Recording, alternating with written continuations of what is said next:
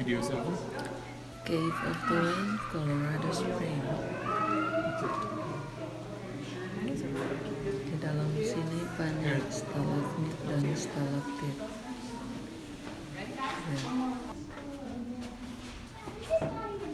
Gua di dalam gua.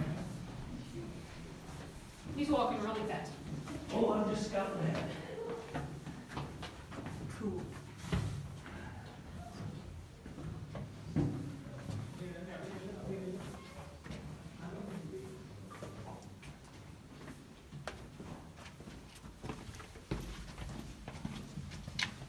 I'm just scouting for traffic. It's amazing I'm even walking at all.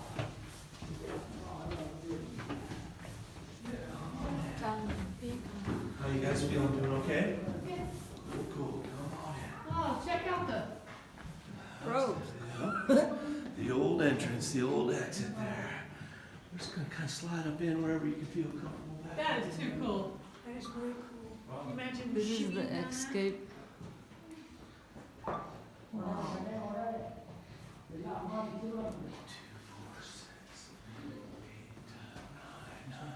We're just gonna.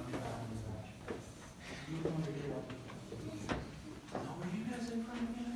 I used to work here. Oh my God. Yeah, I used to do what you did for about 4 years. You know, it was ropes course. I moved to the ropes course and did that. Okay. But yeah, I was here when, when we were putting up the battle point, so it's been a while. Here we're literally at 7,000 feet inside planet Earth. Second highest cave in all of North America. Highest cave's gonna be up there, Glenwood Springs, Glenwood Caverns.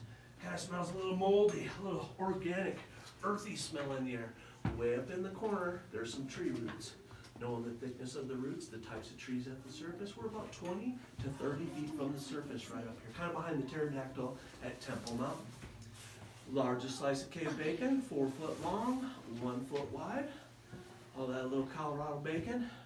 I was born in Farmers Branch, Texas. Don't beat me up for this. Here's Texas bacon right over here.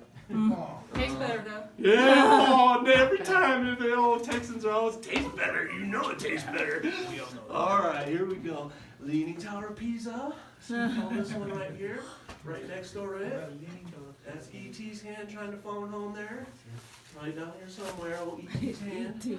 Now when a stalactite is blown sideways, like lucky number 7 right here, it's called a halactite. Lucky number 7, the halactite. When a stalactite meets a stalagmite, it forms a column. Obviously, this column's been separated. Scientists say many, many millions of years ago, perhaps a mud flow coming through here, maybe a little seismic activity. They'll probably never be reunited. So scientists call them Romeo and Juliet.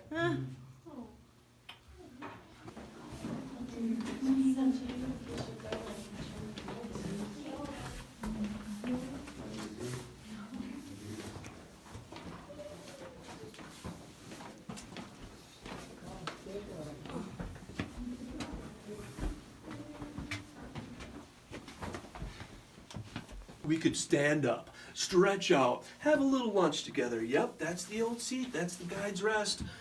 Hands up if you've ever been crawling in a cave before. Then you know what I'm talking about. We call it grabbing boots. On your hands, on your knees, on your belly. Is that your boot? Is that your boot? Don't you get too far ahead. Don't you get too far ahead. At this point in time back in the old days, we got about 6 hours of grabbing boots. Couple hours forward, 4 hours backward, just the way we came. Let's be grateful we can stand up today, get a good look up in here. One of the coolest formations in the cave. We call it Giant's Bleeding Heart. Iron oxide and calcite, but it looks like the chambers, the arteries, the veins of a giant. We're going to be passing some botryoid, also known as cave popcorn. Huge pool of water here. As water dripped from the ceiling, it stirred up sediment bubbles. When that water retreated, that's called rimstone. That's the old botryoid. Largest piece of snowstone in this section of the cavern.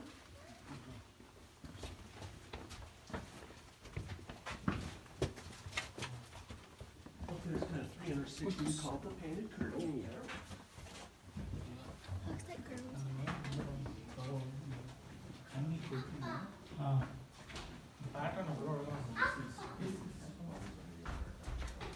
We're just going to stop right on down here. That's a good spot. Right on right here.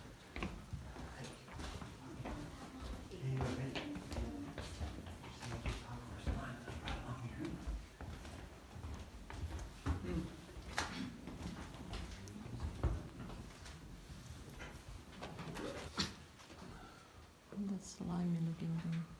right down here, this is George and John Pickett's column dedicated to the two boys who found the cave in 1880.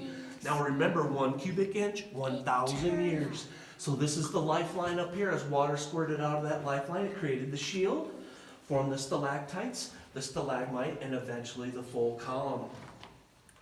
If you folks in the back kind of want to scrunch on down, kind of scrunch on down. You guys are good right where you're at. Come on down, come on down.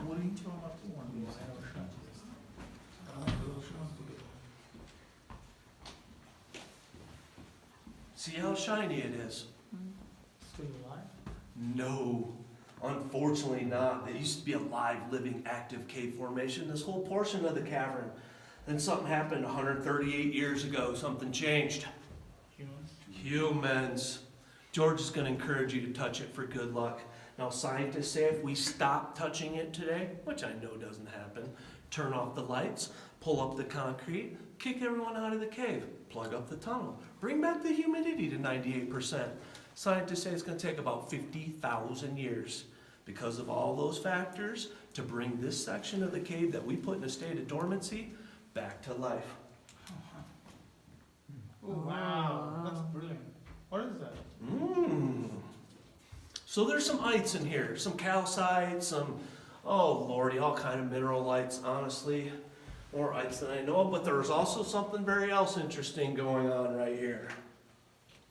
Anyone want to take a guess? It's because of the touching. People's hand sweat or mineral? Bacteria.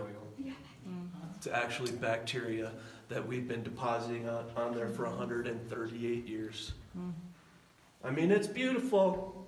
I guess where I'm going with this, and this portion of the cave's been touched. We did it. It's not your guys' fault. We get into our live, living, active cave systems. Pretty please stop touching the cave. Right this way. Raised gardens. I kid you not. Last year, I had a 7-year-old kid. He said this to me. He goes, "Why don't you just call it Castletown?" Kids are the smartest. Welcome to Castletown. There's the castle. Here's the town. Every good castle's got to have a gargoyle, the head, the claws, the tail. So this is a column with a stalactite off to the side. Longest stalactite in the cave, 8.5 feet long, probably 102,000 years in the making. This is perhaps the most important part of the geological tour. Once again, scientists say 500 million years ago, Colorado is under a warm, shallow ocean, the Ordovician period there. There's a bunch of sea creatures, some of them up to 30 feet big, some sea scorpions 8 foot tall. They're at the bottom of the ocean. As they die, they get smashed and smashed and smashed into our sedimentary limestone here.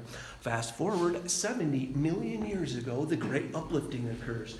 In that era, we have fracturing in our limestone. This is the lifeline to a cave right there. As water settled on the surface, it combined with carbon dioxide from dead decaying plants and animals. That created carbonic acid. That carbonic acid is going to eat away at the ancient sea creature, at the calcium in the limestone that the ocean deposited 480 million years ago. I do bats and caves for the kids. I'm going to do it for y'all. Who's drinking the carbonic acid? Coke. Coca-Cola.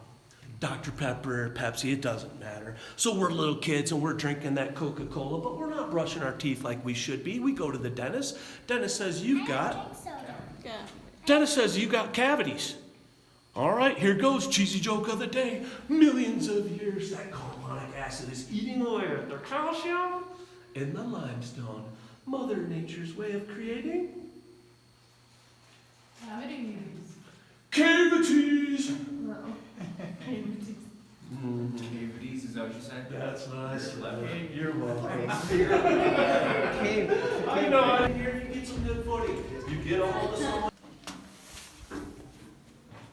Hence, old maids back in the day crawled through that hole over there, all the way down, all the way up. By the time they get here, they're just completely dissatisfied with their caving experience. So they asked the guide, "Can we put our little silver hardware barrettes up here so the next group has something interesting to look at, something to talk about?" They did. 1 year later, they returned married, healthy, handsome, good-looking young men, and so the legend was born. Gal puts her hairpin up here, a man a piece of metal, maybe a coin, it sticks. 1 year good luck marriage. Falls to the floor, not so much. 2010, it got so heavy it cracked, it broke. They tried to fix it, put it in the plexiglass in the magic brown bin. Supposedly has all the voodoo power that ledge ever had. It's just a modified trash can. Now, I'm not throwing any more objects on the wall. I'm an old wildland firefighter. I heard this was going to the fire department. Heard that might not be happening, so I like to participate in the old tradition, especially some folks that are celebrating a little bit of an anniversary. Let's try to You miss. betcha. No, they can do that. They can do that, but I guess we'll just call it quits today.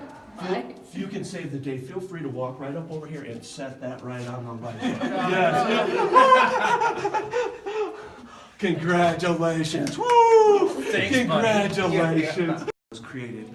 Unlike those other caverns where that carbonic acid came through the lifelines in the ceiling down to the floor, this wasn't blasted open with dynamite till the 60s. So there's a huge pool of carbonic acid trapped here. As floodwaters come down Ordovician Avenue there, it pushed that carbonic acid up into the ceiling, eating away at the calcium from the floor to the ceiling. The other theory, the other story, is there was a giant in here, a cave giant. And a bat flew up his nose, and the giant, chewing, and toxic snot melted away at the calcium in the limestone.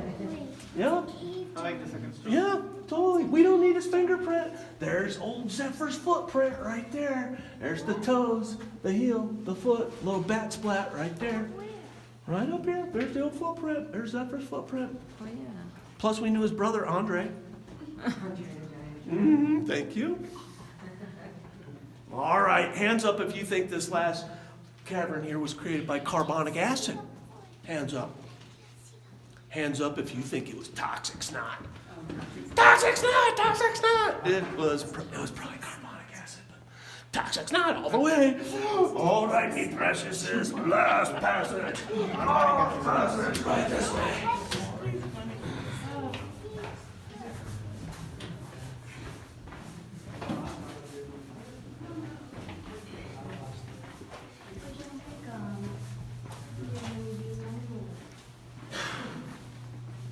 Like Christmas movies? Yeah, who's that? Like Christmas movies? Yeah.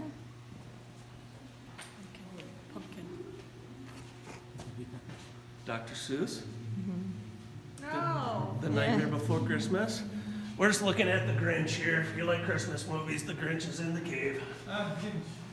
You were reborn. Mr. Grinch.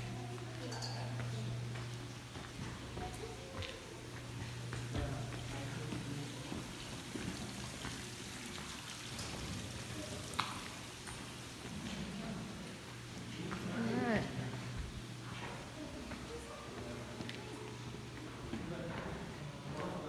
Thank you. Gotcha.